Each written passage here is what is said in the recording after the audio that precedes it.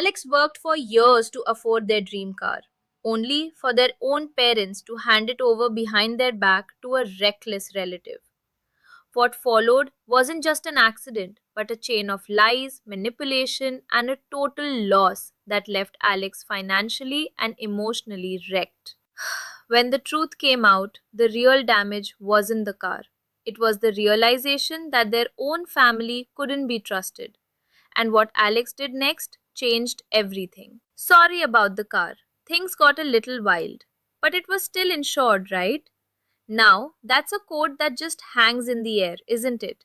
It's the kind of statement that encapsulates a betrayal so profound, so casual in its delivery, that it leaves you breathless. Our protagonist, the user who posted this heart wrenching tale, heard those words from their own parents. And let me tell you, when I first read that, I actually had to read it twice, three times to make sure it was real. Because this isn't just a story about a car, it's a deep dive into the crumbling foundation of trust, the insidious nature of entitlement, and the devastating impact of familial narcissism. We're going to walk through this together, step by agonizing step, as I attempt to piece together the psychological puzzle of what led to this shocking declaration. Prepare yourselves because the journey we're about to embark on is filled with more twists and turns than a mountain road, and far more emotional wreckage. Let's rewind the clock back to what our user describes as the before times. Picture a young adult, let's call them Alex, in their mid 20s. Alex had, by all accounts, built a life that many would envy: a stable job, a comfortable apartment, and perhaps most importantly, a meticulously saved for brand new car. This wasn't just any car. It was the culmination of years of hard work, budgeting, and foregoing countless small luxuries. For Alex, this vehicle represented independence, achievement, and the tangible reward of diligent effort. It was a symbol of their emerging autonomy, their successful transition into responsible adulthood. Their relationship with their parents, from Alex's perspective, was, well, it was normal. They described a typical family dynamic, one built on mutual respect and affection. Or so they believed. Sunday dinners, holiday gatherings, the occasional phone call to check in. There were no overt signs of manipulation or discord, no glaring red flags fluttering in the breeze. This perceived normalcy, I believe, is precisely what made Alex so vulnerable. They had no reason to suspect that the people who had raised them, the bedrock of their world, would ever act in a way that could cause such profound harm. There was an implicit understanding, a silent contract of trust that underpins most healthy family relationships. Alex operated under the assumption that their parents shared this fundamental understanding. Our protagonist was, in their own words, a good kid. They always tried to please, always tried to be helpful, and genuinely valued their family connections. This predisposition to seek approval and maintain harmony, while admirable in many contexts, can become a dangerous vulnerability when dealing with individuals who possess a more self serving agenda. It creates a fertile ground for exploitation, as the good kid often struggles to set boundaries or confront uncomfortable truths, fearing disruption or disapproval. And as we're about to see, that was just the tip of the iceberg. Now you might be thinking, how did it get to that point? Surely there were signs? And you'd be right. Our detective work begins here, sifting through the subtle cracks that appeared long before the entire foundation crumbled. Alex recalls a series of small, almost imperceptible incidents, easily dismissed at the time, but in hindsight, glaring red flags. The first incident that comes to mind for Alex was about a year prior to the car incident. Their mother had called, distressed, claiming she needed a small loan for an unexpected bill. "Oh, honey, your father and I are just a little short this month with the new roof, you know. Could you possibly lend us, say, 500? We'll pay you back on payday, promise." Alex, being the supportive child, transferred the money without a second thought. Payday came and went. Then another. When Alex gently brought it up, their mother scoffed. "Oh, that old thing? Don't worry about it, darling. We're family. What's 500 between us? We've done so much for you. Let that sink in for a second. We've done so much for you. This is a classic line often used in the psychological phenomenon known as emotional blackmail, or more subtly, indebtedness manipulation. It's where one party uses past good deeds or shared history to create a sense of obligation in another, effectively rendering them unable to refuse requests or demand reciprocity. It's not about gratitude, it's about control. Alex, trying to be fair and respectful, rationalized it as an oversight, a slip up, not malice. But it established a dangerous precedent. Their parents could take, and repayment was optional, framed as an act of familial love. A few months later, Alex's parents started dropping casual, almost gossipy remarks about Uncle Bob, their father's younger brother. Uncle Bob's really struggling these days, their mother would sigh dramatically. Lost another job, can't hold on to anything. Then, with a knowing glance at Alex, he really needs a bit of a break. Always has such bad luck. Alex remembers a particular conversation where their father chimed in. Yeah, poor Bob. He's good hearted, just a bit reckless. Always been that way. Reckless. A single seemingly innocuous word delivered with a shrug. Alex felt a pang of unease, but again dismissed it. It was just family talk. Then came the more direct attempts at boundary testing, cloaked in concern. Alex, dear, their mother said one Sunday, peering out the window at the gleaming new car. That lovely vehicle of yours just sits in the driveway all week while you're at work, doesn't it? Such a shame to waste it. Sometimes I think you should be a little more generous with your blessings. Alex felt a chill. What do you mean, Mom? Oh, nothing specific, sweetie. Just, sharing is caring, especially within family. The implication was clear, even if the request wasn't explicit. Alex, still operating under the assumption of good faith, deflected, saying they needed the car for weekend errands and emergencies. They thought they had successfully drawn a line. They were wrong. This brings us to another critical concept: gaslighting. While not fully evident yet, the seeds of gaslighting were sown in these subtle suggestions and dismissals. The parents were starting to subtly undermine Alex's perception of reality, hinting that Alex's actions, like keeping their own car to themselves, were somehow selfish or unreasonable rather than perfectly normal and sensible. It creates self doubt and makes the target question their own judgment. The pressure slowly mounted. Another call from their father. Hey Alex, your Uncle Bob is in a real bind. He needs to get to job interviews out of town, but his old clunker finally gave up the ghost. I was thinking, you're not using your car this weekend, are you? You could lend it to him for a couple of days, just for this weekend, to help him out. This time, Alex was firm. Dad, no, I need my car. And Uncle Bob, he's had a few accidents, hasn't he? The line went silent for a moment. Alex, he's family.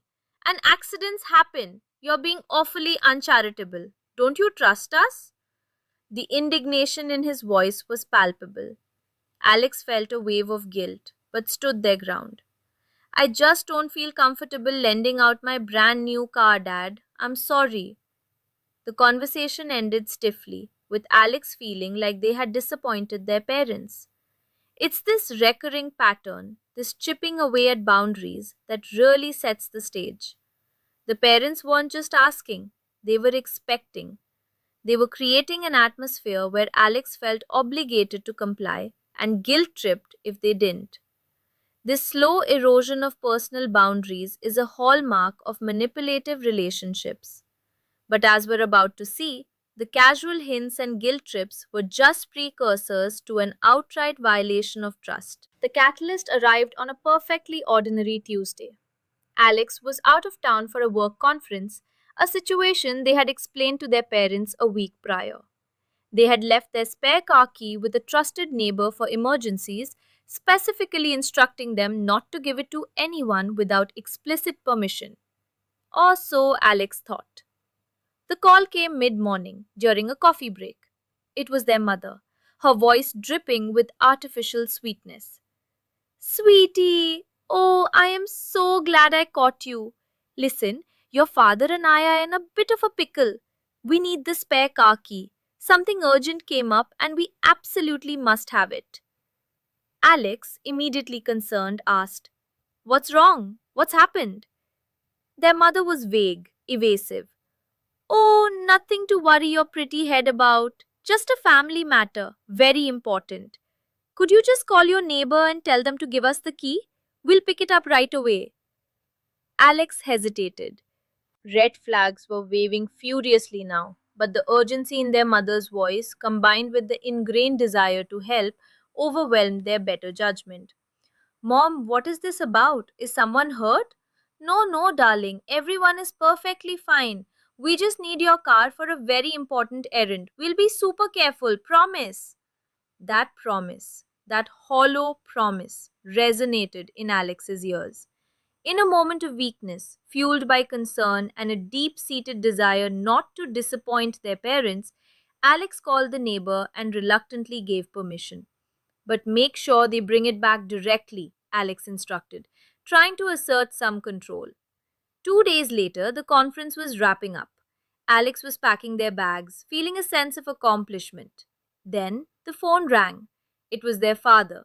His tone was casual, almost jovial, which immediately sent a shiver down Alex's spine. Hey kiddo, good news, bad news.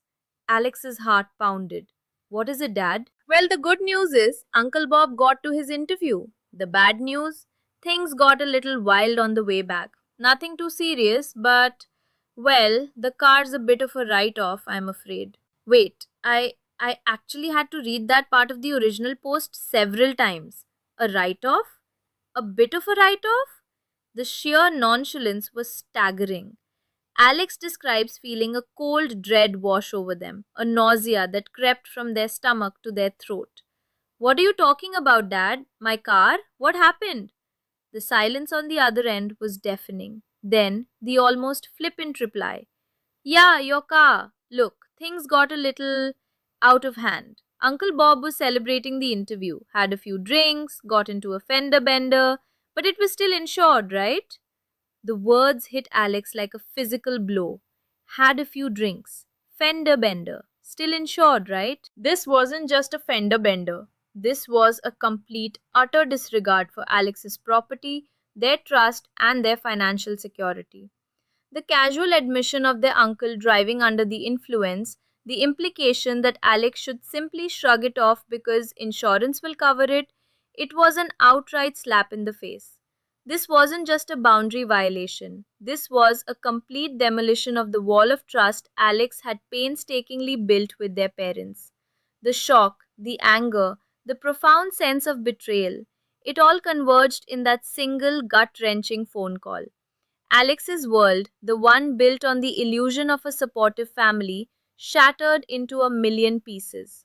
The immediate aftermath was a blur of raw emotion and furious action for Alex. The drive home was agonizing, a silent scream of disbelief and anger.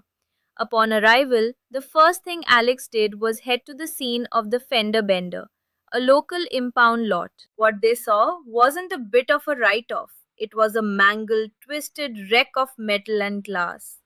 The front end was completely crushed, the windshield spider-webbed, the doors caved in. It was unrecognizable as the gleaming vehicle Alex had lovingly purchased just months ago. The sight ignited a cold fury, crystallizing the betrayal. The next step was to confront their parents, face to face. This is where Alex shifted from victim to investigator. What exactly happened? Alex demanded, the carefully constructed facade of familial politeness crumbling. Their parents, however, quickly deployed a defensive strategy, a classic move in the playbook of manipulative individuals. Their mother started crying. How could you speak to us like that after all we've done for you? We were just trying to help Uncle Bob. Their father became indignant. It was an accident. He felt terrible. And it's just a car, for goodness sake. You're making a mountain out of a molehill. Here we see another profound psychological dynamic at play. Narcissistic injury and deflection. The parents, when confronted with the consequences of their actions, didn't express remorse or take responsibility. Instead, they felt attacked, narcissistic injury, and immediately deflected blame, shifted focus to Alex's perceived overreaction, and played the victim themselves. This is a common tactic to avoid accountability and manipulate the other person into feeling guilty for even bringing up the issue. Alex, however, was past the point of being manipulated by guilt. Their investigative instincts kicked in. First, the insurance company. A call to their agent revealed a shocking truth. Uncle Bob was not listed as an occasional driver. In fact, Alex had specifically ensured that no one else was on the policy without their explicit consent. This meant two things. One, the parents had lied about securing Alex's permission to put him on the insurance. Two, the accident would likely be processed as an unauthorized driver incident, potentially leading to a denied claim, increased premiums, or even policy cancellation. The gravity of the parents' deception deepened. Next, Alex contacted the police department that handled the accident report. The details were grim. Uncle Bob had not only been intoxicated but had also been driving on a suspended license. The fender bender was actually a single car accident where he had careened off the road, hitting a utility pole. There were no other vehicles involved, thankfully, but the extent of the damage was catastrophic. The police report confirmed a DUI charge against Uncle Bob and listed Alex's parents as the individuals who had lent him the vehicle without proper authorization, potentially implicating them in aiding and abetting. This evidence, collected meticulously by Alex, painted a damning picture. It wasn't a simple mistake, it was a deliberate, reckless act facilitated by their parents. The helping Uncle Bob narrative was a smokescreen for profound irresponsibility and a shocking disregard for Alex's property and financial well being. The parents' reactions to this mounting evidence were revealing. When confronted with the insurance information, they became enraged. How dare you call our insurance company? You're ruining our good name. Their father tried to intimidate Alex. If you cause trouble, Alex, you know what that means for us. Their mother resorted to emotional pleas. Please don't do this, sweetie. Think of what the family will say. They were more concerned with appearances and avoiding consequences for themselves than with the actual damage and betrayal they had inflicted upon their child. This behavior is highly indicative of dark triad personality traits, specifically narcissism and Machiavellianism. A lack of empathy, a sense of entitlement, and a willingness to manipulate and exploit others for personal gain are all present here. They saw Alex's car not as Alex's property but as a resource they were entitled to use or allocate as they saw fit, regardless of the consequences for Alex. They genuinely believed their actions were justified because they wanted to help Uncle Bob, and Alex's feelings or property were secondary. This complete absence of perspective taking is chilling. Alex, however, had reached their breaking point. The facade had shattered, and the cold, hard reality of their parents' character was now starkly clear. They weren't just parents, they were individuals who had prioritized their own perception of helping over their child's well being and trust. The investigation wasn't just about the car anymore. It was about reclaiming their autonomy and demanding accountability. The fallout was predictably devastating, but also, in a strange way, liberating for Alex. The insurance company, after reviewing the police report and verifying that Uncle Bob was not on the policy, denied the claim. This meant Alex was solely responsible for the financial loss. The remaining loan on the totaled car, the deductible, and the immediate need for a replacement vehicle. The financial burden was immense, but the emotional cost was immeasurable. Alex presented their parents with the facts: the denied insurance claim, the police report implicating them in lending the car to an intoxicated, unlicensed driver, and the total cost of the vehicle. You are financially responsible for this, Alex stated, a quiet resolve in their voice. Their parents initially scoffed, then threatened, then tried to guilt trip Alex into dropping the matter. We're your parents! You can't sue your own family! But Alex had done their research. They sought legal counsel, not necessarily to sue, but to understand their options and to demonstrate the seriousness of the situation. The lawyer confirmed that Alex had a strong case for property damage and negligence against both Uncle Bob and significantly against their parents for providing the vehicle. The mere threat of legal action, delivered via a formal letter from an attorney, finally broke through their parents' denial. They still refused to admit wrongdoing, but they reluctantly agreed to pay Alex for the totaled car out of their own pockets in installments. This wasn't an easy victory. It was a grueling, emotionally draining process. The payment wasn't an apology, it was a forced concession. The relationship with their parents, once a cornerstone of Alex's life, was fundamentally altered. There were no more Sunday dinners, no more casual phone calls. Alex initiated a period of strategic disengagement, significantly reducing contact and establishing firm boundaries. This emotional distancing was a necessary act of self preservation, protecting themselves from further manipulation and emotional abuse. It allowed Alex to begin processing the trauma of the betrayal and rebuilding their self trust, which had been severely shaken. The resolution, if you can call it that, wasn't a happy ending in the traditional sense. Alex got a new, used car and the financial bleeding stopped. But the scars remained. The trust in their parents was irrevocably broken. They learned the hard way that family, while often a source of support, can also be a source of profound harm. The lesson learned here for Alex and for all of us watching this story unfold is multifaceted. Firstly, the importance of setting and enforcing boundaries, even with family. Those small red flags, the seemingly innocuous comments and requests, are often precursors to larger violations. Secondly, the recognition that not all family relationships are healthy, and sometimes the most loving act is to protect oneself from those who consistently cause harm. And finally, the power of self advocacy.